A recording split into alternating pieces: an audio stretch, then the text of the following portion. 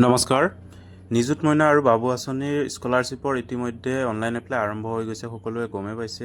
তো তাৰ বাবে ৰেজিষ্ট্ৰেশ্যনটো কৰিব লাগিব। প্ৰথমতে ৰেজিষ্ট্ৰেশ্যন কৰিবৰ কাৰণে সমৰ্থ পৰ্টেলত যেতিয়া ৰেজিষ্ট্ৰেশ্যন কৰা হৈছিল সেই সময়ৰ জিমেইলটো থাকিব লাগিব, কাৰণ সেই জিমেইলটোতে এটা OTP যাব আৰু সেইটো দি ৰেজিষ্ট্ৰেশ্যন কৰাৰ পিছত প্ৰথমতে তাৰপিছত এইটোত লগ ইন কৰি লোৱাৰ পিছত ডকুমেণ্টছসমূহ লাগিব, যেনে আধাৰ কাৰ্ডত লিংক থকা মোবাইলটো লাগিব, বেংক পাছবুক আৰু হাই ছেকেণ্ডেৰীৰ এডমিট যোনে BA কৰি আছে তাৰ হাই ছেকেণ্ডেৰী পাছৰ মাৰ্কশ্বিটখন লাগিব আৰু এডমিট যদি আছে এডমিট লাগিব আৰু ইনৰোলমেণ্ট নাম্বাৰটো লাগিব। ইনৰোলমেণ্ট নাম্বাৰটো মেইন বস্তু হয়, যোনটো কলেজৰ কলেজৰ ৰেজিষ্ট্ৰেশ্যন হোৱাৰ পিছত এটা ইনৰোলমেণ্ট নাম্বাৰ জেনেৰেট হয় কলেজত, সেই নাম্বাৰটো লাগিব।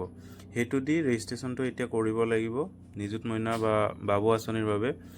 কৰিবৰ কাৰণে ইয়াতে প্ৰথমতে স্কলাৰশ্বিপ যোনটো লিংক দিয়া আছে তাতে অ'পেন কৰি ফালে ইয়াতে এপ্লাই অপশ্যনত গৈ ফালে এপ্লাই কৰিব লাগিব। এপ্লাই কৰি ইয়াতে সাধাৰণ যোনখিনি ডিটেইলছ সেইখিনি ভৰাই দিব লাগিব, যেনে বেংক পাছবুক, বেংক একাউণ্ট নাম্বাৰবিলাক, তাৰপিছত আপোনাৰ আৰু মেইন যোনখিনি ডিটেইলছ, বহুত বেছি ডিটেইলছ ভৰাব নালাগে বাৰু। সেইখিনি ডিটেইলছ ভৰোৱাৰ পিছত আধাৰ কাৰ্ড দি ভেৰিফাই কৰিব লাগিব। আধাৰত ভেৰিফাই কৰোঁতে এটা কথা মনত ৰাখিব, ডেট অফ বাৰ্থটো আধাৰ কাৰ্ডৰ আৰু মেট্ৰিকৰ এডমিটৰ একেই হ'ব লাগিব। যদি বেলেগ আছে তেতিয়াহ'লে ছাবমিট নহ'ব কিন্তু পৰ্টেলটোত। গতিকে গোটেইখিনি ডিটেইলছ ছেম কৰি ল'ব। যদি কাৰোবাৰ ভুল আছে ডেট অফ বাৰ্থটো আধাৰ কাৰ্ডত আৰু ইয়াত বা নামটো, তেতিয়াহ'লে শুদ্ধ কৰি ল'ব লাগিব আধাৰ কাৰ্ডত, তেতিয়াহে এই এপ্লিকেশ্যনটো এপ্লাই কৰিব পাৰিব। অৰ্থাৎ ধৰক নিযুত মইনা বা বাবু আঁচনিৰ বাবে এপ্লাই হ'ব। তো কাৰোবাৰ যদি অনলাইন এপ্লাই কৰিব আছে আমাক কণ্টেক্ট কৰিব পাৰে আমাৰ নাম্বাৰত।